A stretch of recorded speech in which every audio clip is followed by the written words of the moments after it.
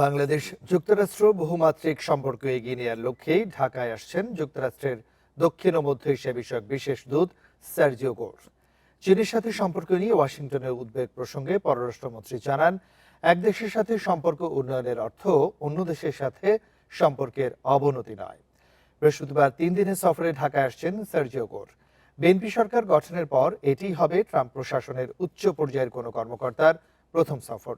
বাংলাদেশের পররাষ্ট্র নীতির বর্তমান অগ্রাধিকার, আঞ্চলিক কৌশলগত অবস্থান এবং ঢাকা ওয়াশিংটন সম্পর্কের ভবিষ্যৎ মূল্যায়ন হবে এই সফরে। প্রধানমন্ত্রী, পররাষ্ট্রমন্ত্রী ছাড়াও একাধিক মন্ত্রীর সাথে বৈঠক করবেন যুক্তরাষ্ট্রের বিশেষ দূত। এছাড়াও রাজনৈতিক দলের নেতা, পেশাজীবী এবং নাগরিক সমাজের প্রতিনিধিদের সাথেও তিনি মতবিনিময় করবেন। পররাষ্ট্রমন্ত্রী জানান, কক্সবাজার রোহিঙ্গা আশ্রয় শিবিরও পরিদর্শন করবেন সার্জিও গোর।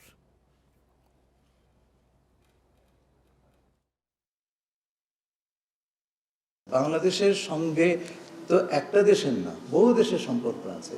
এটা তো স্ত্রী এবং সতীনের মধ্যে মারামারি নয় ভাই। হ্যাঁ, এটা হচ্ছে স্বার্থের ভিত্তিতে সম্পর্ক।